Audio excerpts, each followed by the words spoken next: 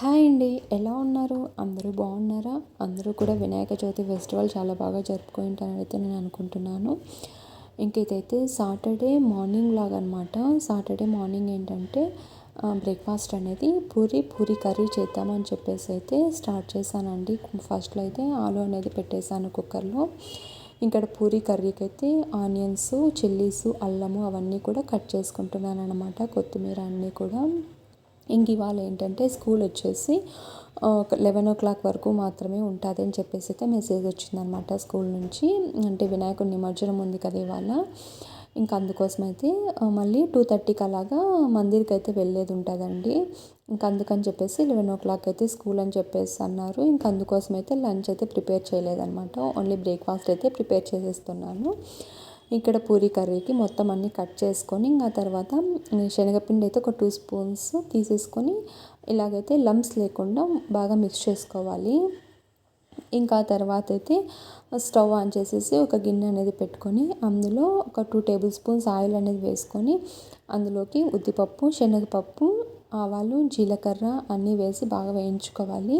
అవి కొంచెం కలర్ మారిన తర్వాత చిల్లీస్, అల్లము వేసుకొని బాగా వేయించుకున్న తర్వాత ఆనియన్స్ అయితే వేసుకోవాలండి.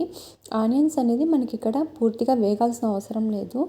జస్ట్ కొంచెం అలా వేగితే సరిపోతుంది. సాల్ట్, కొంచెం పసుపు అయితే వేసుకొని ఒక నిమిషం పాటు అలా వేయించేసుకొని కొత్తిమీర యాడ్ చేసేసుకున్నాను అనమాట. కొత్తిమీర వేసుకున్న తర్వాత ముందుగా మనము కలిపి పెట్టుకుంటాం కదా శనగపిండి వాటరు, అవైతే ఇందులోకి వేసేసుకొని ఇలాగైతే కలిపేసుకున్నాను. ఇంకా తర్వాత సరిపడా వాటర్ వేసుకొని ఇంకా ముందుగా బాయిల్ చేసుకున్నటువంటి ఆలు ఉంది కదా, ఇంకా అది కూడా ఇలాగ స్మాష్ చేసుకొని ఇందులోకి మిక్స్ చేసుకొని ఒక 2 to 3 మినిట్స్ అయితే బాయిల్ చేసుకుంటే సరిపోతుందండి. మనకి పూరీ కర్రీ అనేది రెడీ అయిపోతుంది. టేస్ట్ అనేది చాలా అంటే చాలా టేస్టీగా ఉంటుంది అనమాట. చాలా బాగుంటుంది. ఇంక ఇక్కడైతే పూరీకి అనేది నేను వైట్ గోధుమ పిండి ఉంటుంది కదా మనకి, అదే యూజ్ చేస్తాను అనమాట. ఇంకా పూరీ కూడా ఫస్ట్ బాబుకి అయితే ప్రిపేర్ చేసేస్తున్నానండి. తన కోసం అయితే ఒక 3 పూరీలు అనేది ప్రిపేర్ చేసేసాను అనమాట. అంటే తను అప్పటికే టైం అయిపోయింది. ఇంకా తను తినేసి వెళ్ళిపోతే నిదానంగా మా కోసం అయితే చేసుకుంటాను. ఇంకా ఫస్ట్ అయితే తన కోసం ఇలాగా పూరీలు అనేటివి వేసి చేస్తానన్నమాట. ఈ పూరీలోకి పూరీ కర్రీ టేస్ట్ అనేది చాలా బాగుంటుందండి. వేరే కర్రీస్ కన్నా, ఆలూ ఫ్రై వీటికన్నా కూడా ఈ పూరీ కర్రీ అనేది టేస్ట్ అనేది చాలా బాగుంటుందన్నమాట. ఇంక ఇలాగైతే పూరీలు మొత్తం అన్నీ కూడా ఇలాగ వేసేసానమాట. ఇంకా బాబు అయితే తినేసి వెళ్ళిపోయాక మా కోసం అయితే మళ్ళీ పూరీ అనేది చేసుకొని కొంచెం టీ అయితే పెట్టేసుకున్నాను. టీ తాగేసిన తర్వాత అయితే ఇంకా లంచ్ అనేది ప్రిపేర్ చేయాలండి. లంచ్ కోసం అయితే ఇంకా అంటే మళ్ళీ మందిరికి 2:30 కల్లా మందిరికి వెళ్ళాలి. నేను కూడా బాబుని పిలుచుకొని ఇంకా అని చెప్పేసి ఇంకా టిఫిన్ అయిపోయిన తర్వాత వెంటనే లంచ్ అనేది స్టార్ట్ చేశానండి. లంచ్ కోసం అయితే ఇక్కడ నేను గోంగూర పచ్చడి అనేది ప్రిపేర్ చేస్తున్నాను అనమాట. గోంగూర పచ్చడి కోసం అయితే ఇక్కడ ఒక ప్యాన్ పెట్టుకొని అందులో ఒక 1/2 టీ స్పూన్ ఆయిల్ వేసుకొని కొన్ని మెంతులు, ఆవాలు, ఎండుమిర్చి అనేది వేసుకొని బాగా వేయించుకోవాలి. అవి కొంచెం రెడ్ కలర్ వచ్చే వరకు వేయించుకోవాలన్నమాట. అవి పక్కన పెట్టేసుకొని తర్వాత ఒక 3 పచ్చిమిర్చి, బాగా వాష్ చేసుకున్నటువంటి ఎర్ర గోంగూర అనేది ఉంటుంది కదా మనకి, చేను గోంగూర, ఇదైతే తీసుకున్నాను అనమాట. ఒక కట్ అయితే తీసుకున్నానండి. ఇంకా అదైతే ఇట్లా బాగా ఆయిల్లోనే మగ్గించుకోవాలి. ఇంకా ఈ జిగట అనేది వస్తుంది కదా, ఈ జిగట అంతా కూడా వెళ్ళిపోయేంత వరకు ఆయిల్లోనే బాగా లో ఫ్లేమ్లో మగ్గించుకోవాలన్నమాట. ఇలాగైతే మొత్తం మగ్గిపోయిందండి, జిగట అనేది ఏమీ లేకోకుండా. ఇంకా తర్వాత అయితే ముందుగా మనం వేయించుకున్నటువంటి ఆవాలు, మెంతులు, ఎండుమిర్చి ఉంటాయి కదా, ఇంకా వాటిని అయితే ఇలాగ రోటిలోకి వేసుకొని కొంచెం జీలకర్ర, సరిపడా ఉప్పు అయితే వేసేసుకొని బాగా దంచుకోవాలి. వీటిని సపరేట్ చేసుకోవాలన్నమాట. దంచిన తర్వాత ఈ పౌడర్ అనేది ఒక సపరేట్ బౌల్లోకి తీసేసుకోవాలి. తీసుకున్న తర్వాత మనము ముందుగా బాయిల్ చేసుకున్నాం కదా, పచ్చిమిర్చి అవి వేయించుకున్నాం కదా, ఇంకా వాటిని అయితే ఇందులోకి వేసుకొని దంచుకోవాలన్నమాట. ఈ రోటి పచ్చడి అనేది చాలా టేస్టీగా ఉంటుందండి వేడి వేడి అన్నంలోకి. ఇంకా ఇది మీకు సపరేట్ చేసిన తర్వాత పచ్చిమిర్చి, కొంచెము చింతపండు అనేది, నిమ్మకాయ సైజంత చింతపండు నానబెట్టుకొని పక్కన ఉంచుకోవాలి ముందుగా. ఇంకా అది కూడా వేసి బాగా దంచుకోవాలి. ఆ దంచుకున్న తర్వాత ఒక పెద్ద ఆనియన్ అయితే ఇలాగ సన్నగా కట్ చేసుకొని ఉంచుకోవాలి.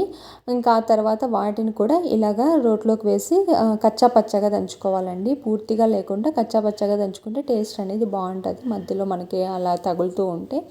ఇంకా తర్వాత గోంగూర అనేది కూడా ఇందులోకి వేసేసుకొని బాగా దంచేసుకోవాలి. నాకు ఈ రోలు ఏంటంటే చిన్నదనమాట, దాంట్లోనే ఇంకా దంచేస్తున్నాను, పెద్దదైతే లేదు. ఇంకా మిక్సీకి అయితే వేసుకోవచ్చు కానీ టేస్ట్ అనేది బాగుండదు. ఇంకా గోంగూర కూడా కొంచెం బాగా దంచుకున్న తర్వాత ముందుగా మనం సపరేట్ చేసి పెట్టుకున్నాం కదా మిర్చి పౌడర్ అనేది, ఇంకా అది కూడా వేసేసి ఇందులో బాగా వేసేసుకొని ఒక 2-3 సార్లు అలా దంచేసుకున్నట్టే బాగా మిక్స్ అయిపోతుంది. ఇంకా మనకి గోంగూర పచ్చడి అనేది రెడీ అయిపోతుందండి. ఇంకా దీనికైతే మనము పోపు అనేది పెట్టుకోవాలన్నమాట. ఇలాగా సపరేట్గా ఒక గిన్నెలోకి అయితే తీసేసుకున్నాను. దీనికోసం పోపుకి అయితే పెట్టేసుకుంటున్నాను అనమాట. అదే ప్యాన్లో కొంచెం ఆయిల్ అయితే వేసుకొని దీంట్లోకి పెసరపప్పు అనేది పొట్టుతో ఉంటుంది కదా, అది వేసుకొని కొంచెం ఉద్దిబ్యాళ్ళు, శనగబ్యాళ్ళు, ఆవాలు, జీలకర్ర, ఒక 4 వెల్లుల్లి ఇవైతే వేసేసుకొని మనము పోపు అనేది పెట్టుకోవాలండి. దీనికంతా పోపు అంతా పెట్టేసుకున్న తర్వాత ఒక నిమిషం పాటు అలాగా మగ్గించుకున్నామంటే మనకి రోటి పచ్చడి అనేది, గోంగూర రోటి పచ్చడి రెడీ అయిపోతుంది అనమాట. టేస్ట్ అయితే వేడి వేడి అన్నంలోకి కొంచెం నెయ్యి వేసుకొని అలా తిన్నామంటే టేస్ట్ మాత్రం చాలా బాగుంటుందండి. నేనైతే రైస్ ఇంకా అప్పటికప్పుడు చేశాను, పచ్చడి అయితే ముందే చేసి ఉంచేసాను అనమాట. ఇంకా మా రైస్ అయితే వేడిగా ఉంటే బాగుంటుందని చెప్పేసి ఒక 12:30కి అలాగైతే రైస్ అనేది ప్రిపేర్ చేశానండి. ఇంకా ఆలోపు బాబు కూడా స్కూల్ నుంచి వచ్చేసాడు ఒక 11:30కి అలాగా. ఇంకా రైస్ అంతా కూడా రెడీ అయిపోయింది. ఇంకా రైస్ రెడీ అయిన తర్వాత అయితే ఇంకా మేము కూడా తినేసామన్నమాట. అంటే ఇంకా టైం అయిపోతుందండి, ఇంకా మళ్ళీ బాబుకి స్నానం చేపించి ఇంకా మందిరికి వదలాలి కదా అని చెప్పేసి ఇక్కడైతే ఇంకా రైస్ అనేది పెట్టేసుకుంటున్నాను. గోంగూర పచ్చళ్ళకి కొంచెం నెయ్యి వేసుకొని తింటే టేస్ట్ అనేది చాలా అంటే చాలా టేస్టీగా ఉంటుందండి. మనకి ఎప్పుడైనా ఫీవర్ వచ్చినప్పుడు లేదా కొంచెం ఏదైనా నోరు బాగలేనప్పుడు ఏదైనా తినాలి బాగా కారంగా అనిపించినప్పుడు ఇదైతే పుల్ల పుల్లగా కారం కారంగా చాలా బాగుంటుంది అనమాట టేస్ట్ అనేది. నచ్చితే కనుక ఒకసారి ట్రై చేయండి ఈ పద్ధతిలో. ఇంక ఇక్కడైతే పచ్చడి అంతా కూడా అయిపోయింది. ఇంకా భోంచేసిన తర్వాత అయితే ఇంకా కిచెన్ అంతా కూడా కొంచెం మెస్సీగా ఉందన్నమాట. ఇంక ఇప్పుడైతే ఇది క్లీన్ చేసేసి వెళ్తే మరి ఇంటికి వచ్చేపాటికి ఒక 7 అలాగా అవుతుందిలేండి. ఇంకా మళ్ళీ వచ్చి అప్పుడు చేయాలనిపించదు కదా అని చెప్పేసి ఇంక నేను ముందుగానే ఇక్కడ ఉన్న అంట్లు అన్నీ కూడా మొత్తము క్లియర్ చేసేసాను అనమాట, సింకులోటివన్నీ కూడా. ఇప్పుడు ఏంటంటే క్లియర్ చేసేసి మొత్తం అంతా కిచెన్ నీట్గా పెట్టేసి వెళ్ళామంటే ఇంటికి వచ్చిన తర్వాత కొంచెం రిలీఫ్ అనిపిస్తుంది, కొంచెం పెద్దగా వర్క్ ఏం అనిపించదు కదా. అందుకోసం అయితే నేను బయటకు వెళ్తాను అంటే ఇలాగ మొత్తం అంతా క్లీన్ చేసేసి ఎక్కడొక్కడ సర్దేసి మొత్తం అంతా స్టవ్ అంతా కూడా నీట్గా సర్దేస్తాను అనమాట. అంటే మనకి ఇంటికి వచ్చిన తర్వాత చిరాగ్గా అలా అనిపించుకోకుండా కొంచెము పీస్ఫుల్గా ఉంటుంది. ఇలాగైతే మొత్తం అంతా కూడా కిచెన్ ఇలాగ వాటర్ అంతా వేసి స్టవ్ పైన ఇలాగైతే ఒక క్లాత్తో తుడిచేసాను. ఇంకా తర్వాత అయితే ఇంకా స్టవ్ ఇవి ఉంటాయి కదా బర్నర్స్, అవి కూడా నేను వాష్ చేసేసాను అనమాట. ఇంకా ఫైనల్గా సింక్ అనేది కూడా ఇలాగ వాష్ చేసేసి మళ్ళీ డ్రై క్లాత్తో ఇలాగ మొత్తం అంతా కూడా తుడిచేసుకుంటున్నానండి. వెట్ క్లాత్తో తుడిచిన తర్వాత మళ్ళీ డ్రై క్లాత్ ఇలాగ తుడిచామంటే మనకి చిన్న చిన్న పురుగులు అలా ఏమీ రాకోకుండా నీట్గా ఉంటుంది అనమాట. ఇంకా ఎక్కడిదక్కడ చేసిన తర్వాత కిచెన్ అయితే ఇలాగా ఉందండి.